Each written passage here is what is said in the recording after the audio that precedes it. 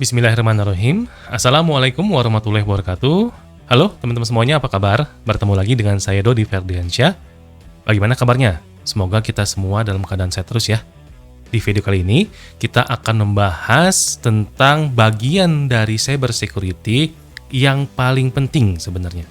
Dan kadang aspek ini sering kali diabaikan ataupun dilupakan. Kira-kira aspek seperti apa sih yang akan kita bahas? Yang akan kita bahas di video kali ini adalah tentang physical security. Apa itu physical security? Kemudian juga seperti apa bentuk pengamanan terhadap sebuah organisasi yang berhubungan dengan physical security? Yuk kita bahas. Bicara tentang physical security, aspek ini merupakan aturan pertama ketika teman-teman ingin mengamankan sebuah perangkat-perangkat elektronik ataupun aplikasi-aplikasi yang ada di dalam perusahaan teman-teman semuanya. Ingat ya, aturan nomor 1. Tapi sayangnya aturan ini sering diabaikan atau dinomor sekiankan. Padahal physical security ini sangat penting banget. Bahkan menurut HIPAA, physical security ini sangat penting dalam mengamankan sistem informasi berbasis elektronik yang dihubungkan dengan bagaimana sebuah gedung itu dirancang, kemudian perangkat-perangkat yang digunakan, sehingga kita bisa terhindar dari bencana-bencana alam dan intrusion-intrusion yang tidak dikenal. Nah, kalau teman-teman ambil kesimpulannya tadi, kira-kira physical security ini kita gunakan untuk terhindar dari ancaman-ancaman yang bersifat fisik. Misalkan bencana alam, kayak kebakaran, banjir, petir, terus juga kesalahan-kesalahan dari sisi teknis, misalkan ada listrik yang konslet, kemudian mati lampu, sampai dengan orang-orang yang masuk ke dalam sebuah server atau masuk ke dalam sebuah data center tanpa ada otorisasi. Kemudian, apa saja Pak kira-kira yang ditangani oleh physical security ini? Nah, ada beberapa domain yang ditangani oleh physical security. Yang pertama, physical security itu dia akan menangani dari sisi human atau manusianya. Bagaimana cara menjalankan atau menghidupkan sebuah komputer yang baik, kemudian juga bagaimana cara mematikan komputer, terus bagaimana cara menginstal sebuah program ataupun software di dalam komputer, sampai dengan penggunaan perangkat-perangkat bantuan atau peripheral device ya, kayak USB, webcam, dan lain-lainnya. Nah, itu sebenarnya ada aturan-aturannya. Kemudian yang kedua, itu membahas dari sisi physical device atau perangkat-perangkat fisik. Ya kayak tadi ya, misalkan perangkat-perangkat yang menggunakan port USB, kemudian juga penggunaan komputer, penggunaan smartphone, laptop, tablet, dan lain-lainnya. Nah, kemudian physical security juga dia menangani domain tentang network atau jaringan komputer. Nah, nanti kalau teman-teman belajar tentang physical security lebih dalam, akan lebih banyak bicara dari sisi jaringannya. Dan yang terakhir, domainnya adalah data. Nah, bagaimana sebuah data di dalam jaringan ataupun organisasi itu bisa diamankan dari sisi fisik. Loh Pak, kok cyber security ngebahas juga tentang physical security Pak? Nah, teman-teman harus ingat, konsep dari cyber security itu adalah ujung-ujungnya informasi atau data. Nah, kebetulan misalkan kalau datanya disimpan di sebuah server fisik, apa yang kita lakukan? Ya, mau nggak mau, suka nggak suka, kita harus mengamankan dari sisi fisik juga. Karena kenapa? Karena kalau misalkan data yang disimpan ke dalam hard disk misalkan ya, itu rusak hard disknya. Hard disk itu kan fisik. Apa yang terjadi? Ya, teman-teman akan kehilangan data. Nah, ini berlaku juga di perusahaan atau di sebuah organisasi. Perusahaan harus benar-benar berpikir 2 kali, 3 kali ketika menyimpan data ke dalam sebuah media fisik. Taruhlah misalkan ya tadi ya, hard disk, server, atau apapun. Jangan pernah beranggap bahwa perangkat fisik yang ada di perusahaan itu akan selamanya hidup, selamanya berjalan, dan tidak akan pernah rusak. Itu salah. Akan ada waktunya perangkat-perangkat fisik itu akan rusak. Pertanyaannya adalah, berapa lama kita bisa menjustifikasi bahwa perangkat-perangkat penyimpan data tadi itu rusak? Tidak ada orang yang tahu. Nah, makanya paling tidak dari sisi fisiknya kita bisa melakukan pengamanan di sana. Itu pentingnya physical security. Nah, teman-teman silakan lihat gambar atau statistik di sebelah sini. Nah, di tahun 2015, menurut HIPAA, ada sebanyak 60% kejadian yang masuknya itu melalui akses fisik. Coba bandingkan dengan dari sisi hacking atau IT breach-nya, itu cuma 23%.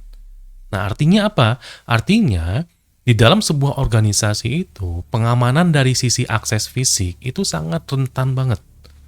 Makanya di awal saya bilang tadi, physical security di sebuah organisasi itu masih belum dianggap penting atau dinomor sekiankan. Padahal bahaya banget loh, kalau misalkan ada orang yang berhasil masuk ke dalam area fisik ya, maksudnya di area server ataupun area data center dari perusahaan kita. Itu bahaya. Kemudian, bagaimana sih kontrol yang baik dalam menangani physical security ini? Di dalam CND atau Certified Network Defender, di situ disebutkan ada 3 kontrol yang berhubungan dengan physical security. Yang pertama ada yang namanya administrative control, yang kedua ada physical control, dan yang ketiga ada yang namanya technical control. Nah, untuk masing-masing kontrolnya, teman-teman bisa lihat gambar di sebelah sini. Kalau dari sisi administratif, biasanya kontrolnya berupa prosedur atau kebijakan, kemudian juga bisa berupa rule-rule-nya. Kalau misalkan physical control, itu bisa berupa pengamanan-pengamanan dalam bentuk fisik, misalkan kuncinya harus bagaimana, apakah harus menggunakan kartu RFID atau menggunakan sidik jari. Kemudian kita juga meng-hiring orang-orang yang berkompeten di bidang security. Terus server-servernya bisa dipasang barrier gitu ya, atau kurungan. Itu kalau bicara dari sisi physical control. Nah, kalau dari technical control, teman-teman bisa berhubungan dengan access control, kemudian juga dengan man trap atau jebakan ya. Jebakan bagi orang yang mencoba masuk atau pencuri. Kemudian juga sistem firefighting-nya atau sistem kebakarannya. Kemudian sistem lightning-nya, kelistrikannya, alarm sistemnya, dan seterusnya. Yang banyak lagi. Nah, kira-kira teman-teman di sini tertarik nggak memperdalam tentang physical security? Bagi teman-teman yang tertarik bicara tentang physical security atau belajar tentang physical security, teman-teman tinggal mencoba mencari pelatihan-pelatihan yang berhubungan dengan network defender atau network security. Nah, kebetulan Easy Council itu mengeluarkan satu sertifikasi yang berhubungan dengan network security, yaitu disebut dengan CND atau Certified Network Defender. Nah, kalau teman-teman punya sertifikasi ini, lumayan loh bisa menaikkan value teman-teman ketika berkarir di dunia security. Dan yang lebih serunya, pembahasan tentang physical security ini hanya sebagian kecil dari materi-materi yang akan teman-teman pelajari di CND. Nah, untuk materinya teman-teman bisa lihat di gambar sebelah sini. Jadi teman-teman bisa lihat kan, yang kita bahas physical security itu adalah modul kelimanya. Sedangkan kalau bicara CND, teman-teman akan diberikan 14 modul. Total halamannya kurang lebih ada 1207 halaman. Sanggup nggak belajarnya?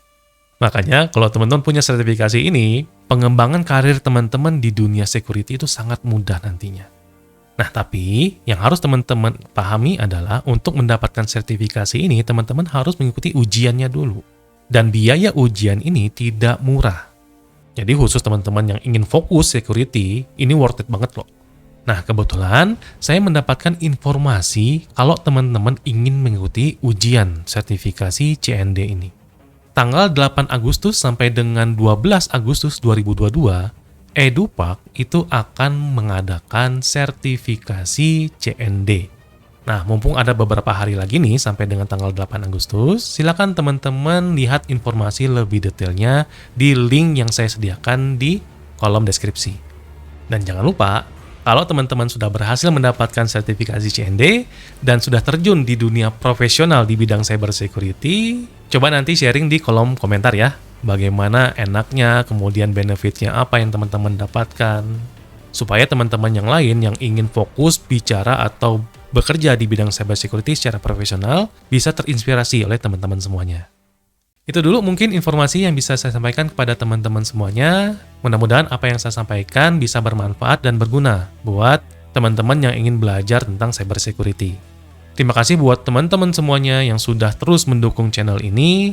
kita akan bertemu lagi di video-video tentang cybersecurity berikutnya. Tetap sehat, keep secure. Assalamualaikum warahmatullahi wabarakatuh.